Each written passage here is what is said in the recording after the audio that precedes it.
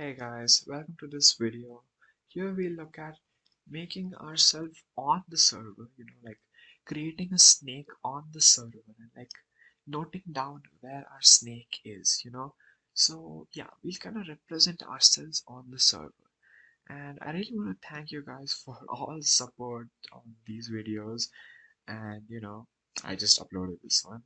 And I mean, one day I just wake up, make a YouTube channel, and even before I shared some of these videos, they were getting a good amount of views, and I was actually getting subscribers, and that was really unexpected and new to me. And thank you so much for all your support, guys. This means a lot to me, and I am really grateful for this whole thing.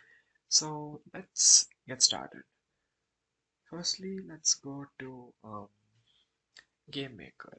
Now, when we play the game, you see this snake that's on our screen, and it's moving around good. But we need to send all this data to the server. We need to tell the server how this snake looks and where the head is. So let's figure out a way to do that. Firstly, let me introduce you guys to the async networking event. So yeah, and the async networking is responsible for all our networking functions, and everything here, it's this whole thing works on callbacks.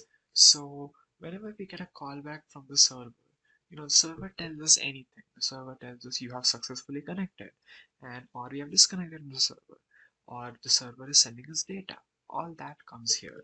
In fact, it comes in an event called async, uh, not an event in a DS map called async load. This gives us all the data about whatever is going on right now. So let me show you guys how we'll use this. And because it's a DS map, we'll look for type here. So type is a key here, and let's do a switch case. For now, just follow on. I'll explain this in much more detail soon. And when you see what comes in this key with the type in async load, you'll get three cases. The first case will be network type non-blocking, and another case will be network type data. So when the server is telling us we have connected, it's this case, and when the server is sending us some data, it's this case. And I hope this is not too hard to understand, but I know this part might be new to you guys, async load type, but async load is the bundle of information, and the type field tells us what type of information it is. Is the server telling us yes, you have connected, or is the server telling us that here is some data for you? So let's put the break statements, and yeah, let's see what we can do here now. So now I'll show you guys how we can send some information to the server, because we have to tell the server that yeah, create me. So when do we do that? Firstly, after connecting, this is the code that will run, right? Because the server is telling us yes, you have successfully connected. So yes, you have connected. So what to do after connection? We need to ask the server to make a snake for us, on the server. On our screen we have it, but we're gonna make it on the server. And for that, let me go to this format, and I'll explain this to you guys. So in all my videos, I'm kind of particular about this format. And what is this format? So you guys know that we're gonna send data to the server. Firstly, we put the data in the DS map with all the stuff we want to put there, and then we put the data in a buffer, and then we write the buffer, no, and then we send the buffer directly to the server. And I know that this part can be difficult for people because buffers. And I've been there, and the best part is you don't need to understand what buffers are here. Just think about buffers as wrappers for our main DS map, okay? And I think it's socket here, so yeah, this should be socket, okay? So yeah, this is the format. So literally just copy this whenever you want to send data to the server. And now what about actually sending data?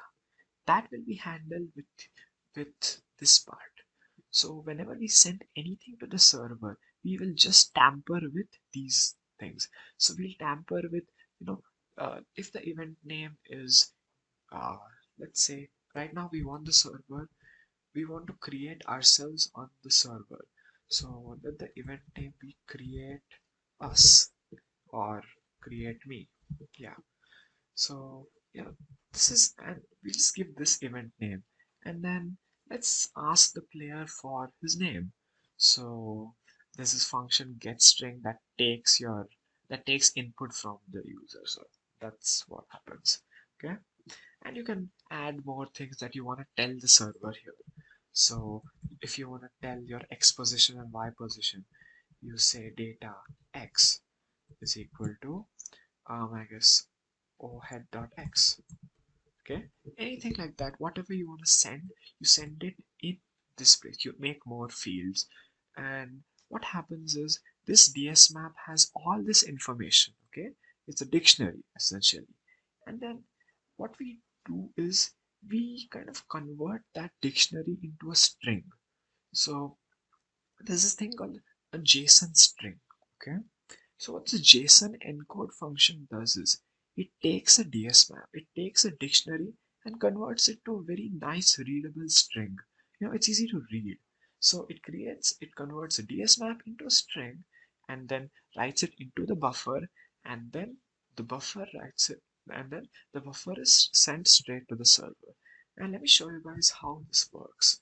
So in our uh, in VS Code, this is what happens when we receive a message from the client. We say client has sent us this data. So for once, let's actually run this again and run this too. So I'll show you guys what happens.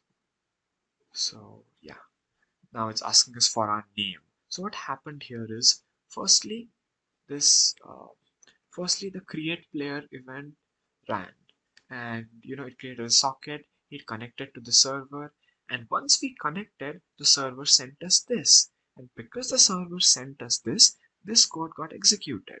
And what have we asked, what have we done in this code? We've asked the server to make a snake for us. We've sent this data.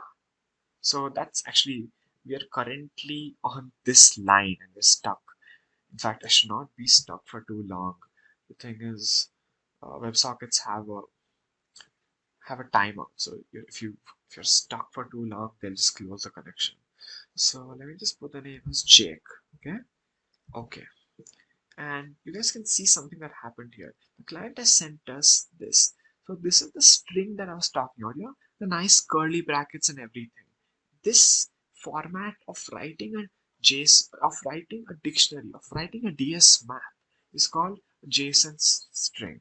Okay, and it's very readable, and you can convert this back to a DS map. And there's a lot of things, but this is how it works.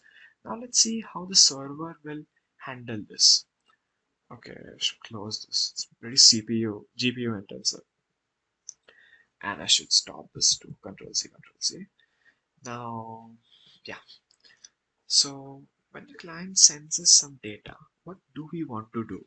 Firstly, we want to convert that data back into a usable dictionary, right?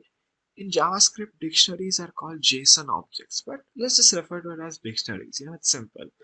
So you say var real data, because data is the JSON string that the client sent to the server. Now var real data will be json.parse. This function takes a JSON string and converts it into a dictionary in JavaScript. So this is what it does. In fact, that's pretty much it. Yeah.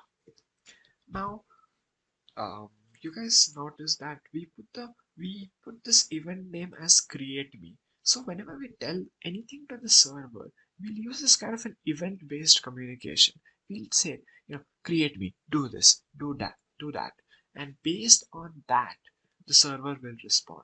So firstly, let's find out what the client has asked us to do. For that, we need a switch statement and real data event name dot event name. Okay, I like the VS Code extensions that I have in JavaScript. It makes the code so readable. So here we have case. What was the thing? Create me, right? Create me. Now let's see how somebody will be created here. Let's make an array here somewhere up called var players. Empty array. But what will this array have? So let's create a profile for this player. To create a profile, I'll say var player or var snake, whatever you want, is equal to, and I'll open a dictionary here. And the format for making a dictionary is this. It's break, yeah. So how do you make a dictionary? You make these curly brackets first, and then whatever we want to put here. So we can put some name and let the name. And what is the name? If you guys remember here, we put there was this, yeah, there was one field with name Jake. So let's kind of try that. We'll and real data is the decoded dictionary, right? So we say real data, oh god, real data dot name. Cool. And yeah, what else do we want to have for this player? We can have some kind of an ID system. And what is the ID? Let me show you guys a very simple system. Here under players, let's say var client ID equals 0. Okay. And whenever we detect a connection, let's just do client ID plus plus. So whenever you get a connection, this will become 1, 2, 3, something. You'll keep getting incremented. And whenever the client asks us to make a player, what we'll do is set the ID to the current state of client ID. So this way we have a very foolproof, unique system that works. You guys get me? Okay, the video is 12 minutes. That's okay, I guess. And now, what else do we want to do? All right. Now, let's see how we can tell server about this player. What is the player? The player is literally, you know, the player. Okay, the server is off right now, so it's not able to connect. Which is okay. It did connect. I don't know. Let's just say okay, but doesn't matter. Right now, let's look at the snake. What defines this snake? And I think a simple way to define the snake would be the position of the head and the position of all the tailbones. All the bones, if we take their positions and send it. What else is there here? The length of the snake is important too. So let's make those variables here. Whatever we think about the player, we should be able to put here. Okay, so let there be length, and let the default length be, I guess, 1. Okay, and then let's do yeah, we need to tell the player about our shape. So for the shape, I will use that form shape, where the first number will be the x coordinate of the head. So if the head is at 3, then the next one, if that's at, I know, 6, so that will be my format. And for now, let me just initialize this to 0. It's fine, right? And I'll save it. Okay, for now this is fine. This is like a profile of every snake. How do we define every snake? We'll tell, name, this is your ID, this is your length, and all that. In fact, a simpler way to do this would have been, nah, it's fine. This is actually pretty good. Okay, and now what we'll do is we'll say players dot push. So we'll add this element to the players array. Player, got it? Simple profile. And now we've actually created this player. So let's tell, you know, we can actually tell the player that we have created, this is you. So for that, we'll send data back to the client. And how do we do that? The way we do that is pretty simple. It's just ws.send. And how I told you guys, ws is a representation of the client. So what that means is whenever you get a connection here, let's say the first player to join is Jake. So you will get you will get Jake's WebSocket here. So when I'm in this domain, when Jake has sent us a message, and if I say ws.send hi, then this would send this hi to this WebSocket, to this client. And because we're in Jake's domain right now, it'll send it to Jake. Got it? This will be sent back to Jake's GameMaker client, Jake's HTML5 browser, or wherever Jake is running this game. Got it? So if we want, so how do we actually, how do we make this send data to anyone? For that, let me have something here called socket. Okay, and socket will be the, we have a players array. So let me just put the WebSocket of the client there. So in Jake's players profile, it'll be Jake's name, Jake's client ID, we are initializing Jake's length to 1 and the shape to this. But let's have the socket set to Jake's WS. And this WS is a very special object. This has all the functions we need. Got it? So firstly we'll push this to the player and to the players array, and then we have to send this to Jake. Now tell Jake about his ID, because we have assigned this ID but Jake doesn't know his ID. So let's do that somehow. Again here we use a very similar system to what we used while sending data to the server. In here we made a dictionary and then we JSON encoded the dictionary and we sent it. We do a very similar thing here. So here the function is not here the function is called Json.Stringify. This takes a JSON object and it converts it into, it takes a JSON object and converts it into a JSON string.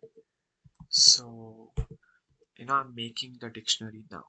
What do we want to send back to the player?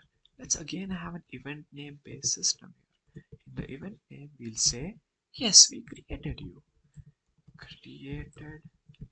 Okay, and now let's say, what else do we need this client to know?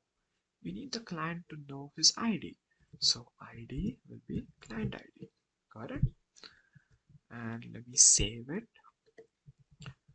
And cool, that's really all we need to do.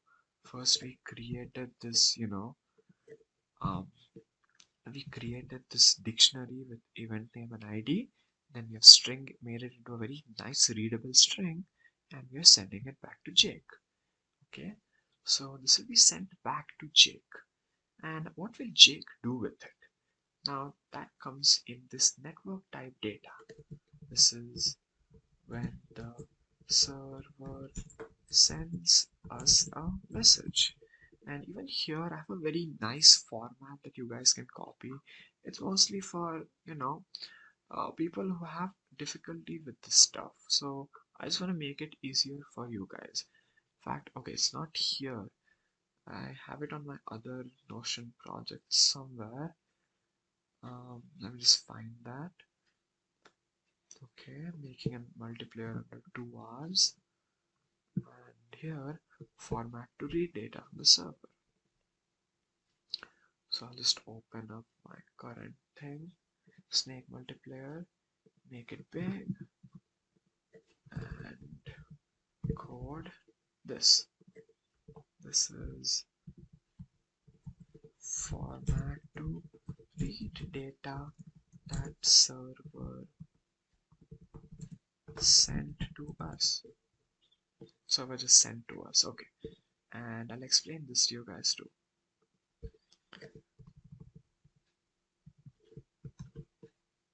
Alright, let's look at this. So, and again here, buffers are involved here. So don't worry, we don't exactly, you don't have to understand buffers, it's very simple.